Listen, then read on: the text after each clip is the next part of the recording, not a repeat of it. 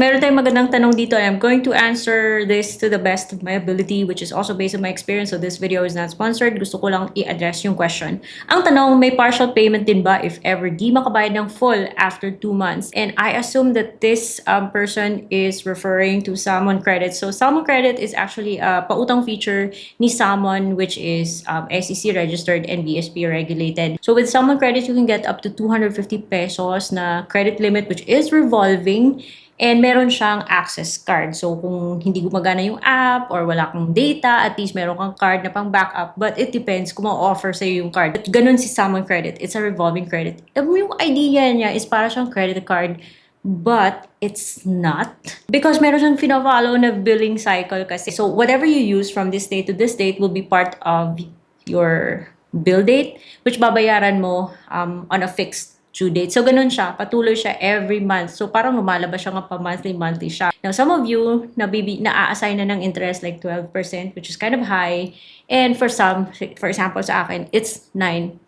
You need to pay your bill in full para makatipid ka sa charges. And meron po siyang mga promo that you can purchase stuff using your Salmon Credit na interest, zero interest siya if you pay it within 60 days, 42 days, basta nasa app lang, just so you know.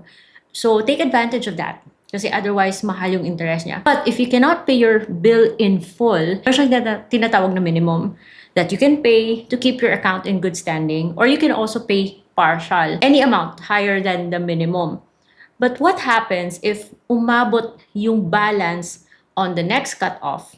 Magkakaroon po yan ng additional charges. Answer the question, yes, pwede kang mag-partial, or mag-minimum to keep your account in good standing, pero baka magdo-domino effect po yung patuloy na pagpatak ng interest on whatever is remaining na maaabutan ng next na cut-off. Take advantage of the 0% deals na ino-offer ni Salmon kasi otherwise, medyo masakit din yung interest niya ha. Imagine 9%, 12%, so use it wisely, guys. But Salmon is legit, SEC registered, BSP regulated, and reporting to CIC. And if you keep your account in good standing sa products like Salmon, then eventually magkakaroon ka ng offers from other institutions or pautang products na mas magugustuhan mo yung terms. So that's it for today's short vlog, and I'll see you on my next one. Bye-bye!